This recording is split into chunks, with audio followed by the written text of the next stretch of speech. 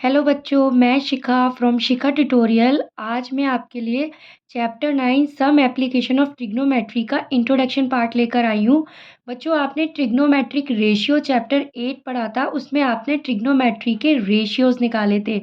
इस चैप्टर में आप क्या करोगे, सर्टेन ऑब्जेक्ट की हाइट और डिस्टेंस को कैलकुलेट करोगे बिना उनको मेज़र किए। तो बच्चों, कुछ पॉइंट्स हैं इस चैप्टर के अंदर, जैसे मैंने लिख रखा है: line of site, horizontal level, angle of elevation, angle of depression. ये जो कुछ टर्म्स हैं जो इस पूरी एक्सरसाइज जो ये चैप्टर है उसमें ये यूज़ होंगे। एक्चुअली इस चैप्टर में एक ही एक्सरसाइज है, उस एक्सरसाइज में इन टर्म्स का क्लियर होना बहुत ज़रूरी है, क्योंकि इन्हीं टर्म्स की हेल्प से आप एक्सरसाइज को सॉल्व करोगे।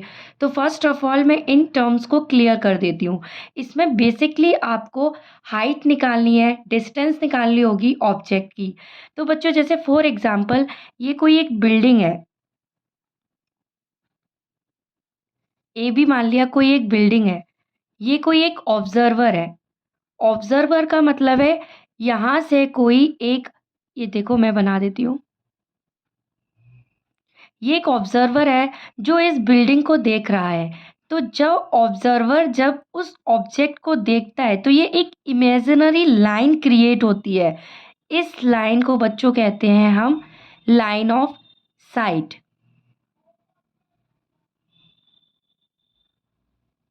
ये क्या कहलाता है? लाइन ऑफ साइट कहलाता है।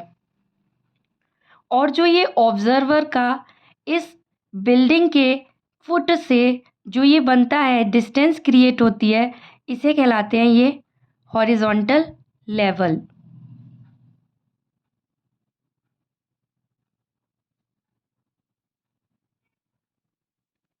ये दो टर्म्स आपको समझ आ गए होंगे बच्चों, लाइन ऑफ साइट और horizontal level. Line of site, जब एक ऑब्जर्वर किसी भी बिल्डिंग को जब वो देखता है तो उसके बीच में जो एक इमेजिनरी लाइन बनती है उसे हम बोलते हैं लाइन ऑफ साइट। और हॉरिजॉन्टल लेवल क्या होता है आपका, कि जो लाइन आपकी ऑब्जर्वर की, हॉरिजॉन्टल लेवल हमेशा ग्राउंड के क्या होता है, पैरेलल होता है। जो ये ग्राउंड है ना, उसके हमेशा पैरेलल आता है। अब आती है बच्चों बात एंगल ऑफ एलिवेशन। एलिवेशन आपने पढ़ा हुआ है, एक उठा हुआ हिस्सा, मतलब एलिवेट मतलब बढ़ता हुआ।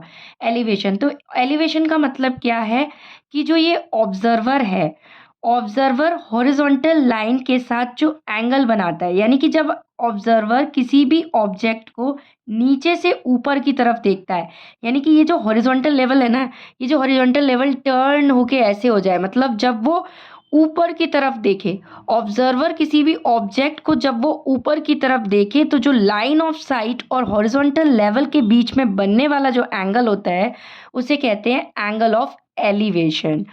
अब आती है बात एंगल ऑफ डिप्रेशन की। डिप्रेशन के केस में चीज़ बदल बदल जाती है बच्चों। इसमें क्या होता है कि कोई भी जो ऑब्जर्वर होता है वो उस, और ये एक, मान लो कोई ऑब्जर्वर है, ये एक फुटबॉल है, तो उसके लिए जो हॉरिजॉन्टल लेवल है वो ये हो जाएगा।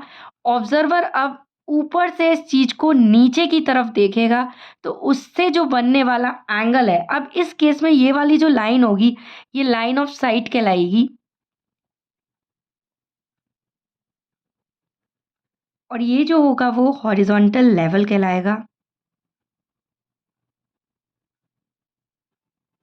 इससे जो बनने वाला एंगल होगा इसे कहेंगे एंगल ऑफ डिप्रेशन।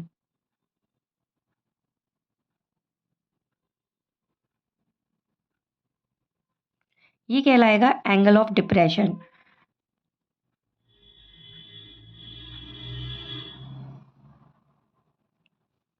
तो मेरे को उम्मीद है बच्चों आपको ये सारे पॉइंट्स क्लियर हुए होंगे। इसमें हम क्वेश्चन को कैसे फ्रेम आउट करेंगे, इसमें आपको क्या होगा, एंगल ऑफ एलिवेशन दिया गया होगा, या आपको ये जो ऑब्जर्वर है और ये फुट के बीच की डिस्टेंस दी गई होगी, तो आपको बिल्डिंग की हाइट निकालनी होगी। तो आपको जो 6 रेशियोज पता थे, पंडित बद्री प्रसाद हर हर बोले, यानी कि साइन, कॉस, टेन, कॉट, सेक, कोसेक, इन 6 ऑब्जर्वेशन की हेल्प से आपको बाकी के रिलेशन निकालने होंगे। फॉर एग्जांपल मान लो ये जो डिस्टेंस है ऑब्जर्वर की और जो ये फुट ऑफ द बिल्डिंग है ये आपको 10 दे दिया गया है और आपको जो थीटा है ये जो एंगल ऑफ एलिवेशन है वो 60 डिग्री दे दिया गया है। तब आपसे उस केस में कह रहा है कि हाइट ऑफ द बिल्डिंग निकालनी है ए बी। तो आप देखोगे कि ये जो ए बी है वो परपेंडिकुलर है। परपेंडिकुलर के साथ आपको बेस गिवन है। एक तो परपेंडिकुलर यहाँ पर है, एक परपेंडिकुलर यहाँ पर है, बट इस परपेंडिकुलर के साथ हाइपोटेन्यूज है और इस परपेंडिकुलर के साथ बेस है। तो ये जो परपेंडिकुलर है इसके साथ बेस है, यानी कि आप कौन सा चीज़ लोगे, या तो आप tan 60 लो या फिर आप cot 60 लो। तो जैसे मैं tan 60 लूँगी तो tan 60 हो जाएगा बच्चों क्या, ए बी अपॉन ये सी पॉइंट दे देते हैं बी सी। तो आप tan 60 की वैल्यू निकालोगे, tan 60 की वैल्यू आपकी √3 इक्वल टू ए बी आपको फाइंड आउट करना है, बी सी आपका tan है। तो ऐसे करके ए बी इक्वल टू आपका आ जाएगा tan √3। तो कुछ आपको इस तरीके से एक्सरसाइज 9.1 में ये सारी चीज़ें फाइंड आउट करनी होंगी। एक बार मैं फिर से रिकॉल करा देती हूँ। लाइन ऑफ साइट क्या होता है, जब ऑब्जर्वर किसी भी ऑब्जेक्ट या फिर किसी भी बिल्डिंग जिसको वो देख रहा है, ऑब्जर्वर जिस चीज़ को देख रहा है उस चीज़ से ऑब्जर्वर की आई से लेकर उस बिल्डिंग या ऑब्जेक्ट तक की जो दूरी में जो एक इमेजिनरी लाइन क्रिएट होती है लाइन ऑफ साइट कहलाती है। और हॉरिजॉन्टल लेवल हमेशा ग्राउंड के पैरेलल होता है, जो कि ऑब्जर्वर और उसके जिस भी ऑब्जेक्ट के फुट है उससे बीच की दूरी हॉरिजॉन्टल लेवल कहलाएगा।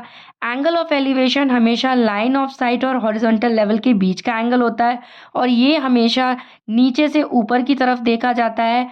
और एंगल ऑफ डिप्रेशन बच्चों हमेशा ऊपर से नीचे की तरफ देखा जाता है।